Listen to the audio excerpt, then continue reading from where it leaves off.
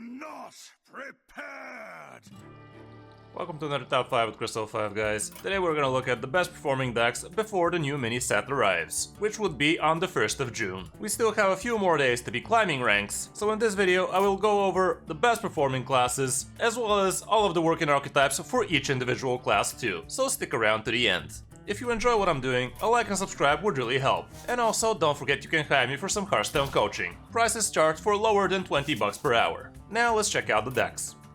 The first deck on the list, again, is gonna be Thief Rogue, but a very much better version, which I really like and it feels super consistent. I already gave you guys a guide about this deck, and I also used this deck for my 12 wins Brawlosium run, so you can definitely be sure this is a very good deck. The main difference from this Thief Rogue from the others we've seen before is we're actually not running the double agent, which feels weird, but honestly it really is amazing like this. The reason for that is, this way you have a lot better odds of pulling out your gnolls super early, and you also don't need to be running bad cards like Swashbuckler in order to trigger the double agent. The other new card we have in the deck is the Cutlass Courier, which really helps you draw out your key pirates with Edwin, Mistress Smite, as well as your 2 Fillet Fighters, which are a ton of damage with Mistress Smite. The rest is pretty much the same, and I do advise you to check out the detailed guide if you really want to learn this deck. Matchup wise, we don't have too much stats. Supposedly Mech Paladin has to be good against you, but honestly it wasn't. And everything else looks pretty green, so you have that going for you. Mulligan wise, it's pretty simple. You always want to keep your Gnoll, you always want to keep your Shroud of Concealment, and you definitely do not want to be keeping your Cutlass Courier. Like, these stats are all over the place, and people are butchering this deck so much. You can't even set up a proper Cutlass Courier. Like, you're not even gonna have your hero power on turn 2, let alone be able to tempo this out like that. Like, that's just wrong. When going first, Asheron Vessel could be a keep, but be careful because it might flunk. Your tradable cards both would be very good keeps for you, and if you already have the Vessel, you can even keep Prep. When going second, you can even keep Prep without having the Vessel and just hope you get it. Other than that, for Rogue, we have a bunch of other different Thief Rogue variations. And we also have Death Rattle Rogue, which actually is doing quite well, but not as good as Thief Rogue. There should be also a Vanilla Pirate Rogue somewhere in here, but I can't find it right now. But yeah, Thief Rogue is definitely the way to go, and even if you are gonna be playing the more heavy pirate versions, you still probably want to have the Gnolls and the Thief package. Next up on the list, we have Mech Paladin, which is a pretty good way for you to be reaching Legend for the first time, but it's not as good in top 1000 Legend. The deck is not too hard to pilot. You vomit out a bunch of mechs, buff your hand, buff your stats, and basically overwhelm the opponent with huge amounts of stats. You have your Prismatic Jewel so you can buff up your hand with all of the Divine Shield minions you have. You have Radar Detectors so you can fill your hand with a bunch of mechs. Seafloor Savior is a great way for you to be dredging out, especially for your Asheron Mooncatcher if you manage to wait for it. Stoneheart Vindicator is also a pretty cool addition to this deck because it pulls out your Radar Detectors for 0 mana. Blade Master Samuro so you have some recovery tools. Bubblebot can buff all of your cheap mechs. Any Stormcoil could be pretty amazing, even on curve. Just by copying something like a free drop could be pretty good as well. And you have Battleground Battlemaster so you can close out some games faster. Mr. Smite can also get super buffed, especially from your Carol, and you have your Colossal at the bottom. Matchup wise, here's what it looks like. Amulet Mage might be a little bit troublesome, as well as Quest Warrior and maybe Murloc Warlock. But honestly, I don't think that would be too much of a problem for you. Mulligan wise, here's a little bit more populated list without a Viper. And when going first, you are gonna want your Prismatic Jewel, your good cheap minions, and maybe even Samuro so you can recover. Seafloor Savior also feels pretty good, and Radar Detector, I do believe you should be keeping it probably always. When on the coin, it's pretty much the same. Samuro, I do believe, becomes a lot more keepable as well, because you will want to be able to get back on that board being second. And yeah, the rest looks pretty much the same. For other good Paladin decks, I almost included Holy Paladin, but I do believe that one is a bit more complicated, and not at all as straightforward as the Mech version. But yeah, if you're serious about the game, Holy Paladin can definitely take you even to High Legend, so there's that. Hand Buff Paladin is also here, and we also have Control Paladin.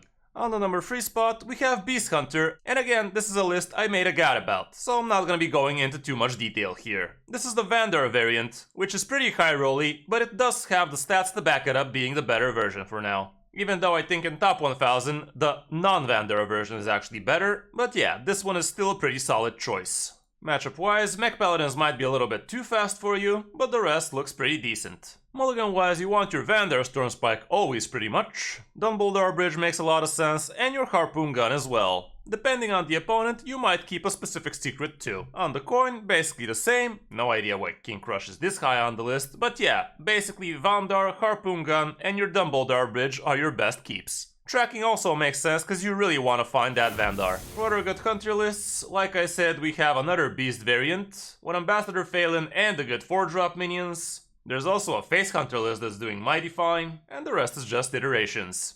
On the number 4 spot, we have Blessed Priest, which really feels strong after the very unusual buff to Serpent Wig. Serpent Wig was a pretty decent card to begin with, but buffing it like this, now it's basically over the top. And with all the good cheap Nagas Priest has right now, you can really do some crazy boards super early. The deck suffers from recovery tools, but you do have Blade Master Samuro and also Najak, which really spiked the popularity and the power of this deck. You also have a couple of school teachers that can discover some weird spells for you, but the rest is basically ways for you to buff up your own minions. With Bless being the biggest one, but obviously the Serpent Wig is what carries this deck hard. You really want to be cycling hard through the wigs with your Nagas, so you can really make some meaningful buffs. You also have the Queen's Guard, which also benefits from you casting a bunch of spells, and you have Radiant Elemental, so you can be casting them for basically 0. The deck is not super simple to play, but it's still a board-centric deck, so it's not gonna be too hard for you to be climbing with this one. Matchup-wise, Holy Paladin and Burn Shaman are gonna be a problem for you. Burn Shaman's basically gonna freeze the hell out of you. But as you can see, everything else is very, very positive. Mulligan-wise, going first, this is what it looks like. You want your cheap Nagas, your Serpent Wig, Thrive in the Shadow apparently so you can find your Serpent Wig. Treasure Guard is very solid. Radiant Elemental, and also Murkwater Scribe, and maybe even the Handmaiden, especially if you manage to cast a bunch of spells in the early game. But it's probably gonna be a lot better for you if you're going second for the Handmaiden. And yeah, like you see, it's actually the second best card after the Wig, and also Samuro so you can recover on the board. Your cheap Nagas are still amazing, Thrive in the Shadow so you can find the Wigs if you don't already have them, and Priestess Valish also makes a lot of sense here, and even Najak. Like, just stealing a free drop with Najak usually is still pretty decent for you. For other good priest decks, a lot of Blessed Priest at the top, but also Quest Priest is doing somewhat okay after the buffs. And Boar Priest is still gonna be pretty strong in skilled hands. But as you can see, the general population is still not too good with this one. There's also a Highlander Quest Priest, but yeah, stats are just not there. And on the number 5 spot, we actually have Demon Hunter, with not that big a sample size, but actually pretty respectable win rate. This Naga Demon Hunter list is utilizing the new Zillag of the Abyss, who got buffed significantly out of the last patch. And you can also get a copy of that with your Carry of Felsoul. This is basically the only demon you are running in this deck, so if you manage to get Carrier before you draw out your Zillag, it's gonna be pretty good for you because it's basically a second Colossal for you. You're still running the good Aggro Demon Hunter package, but since Drekthar got nerfed to the ground, you're not gonna be using some of the older free drops. You still have Lady Steno for a bunch of damage, Wayward Sage so you can discount your cards, and also a couple of School Teachers so you can probably find some more smoke damage. Kirchhoff is still pretty strong. Matchup wise, from the stats we have, everything is positive here. And for the Mulligan, this is what it looks like. You're still gonna want your good cheap minions, like the Slither Spear, the Battleswarm Vanguard, and probably even a Wayward Sage, especially if it's outcasted. Carrier might be a bait here, because if you do draw out your Zillag, she becomes a dead card for you. Basically, it's gonna be a 6-mana 6/6 do nothing. And Lady Steno feels a little bit too high on the keep list, but maybe you just tempo her out nowadays, I don't know.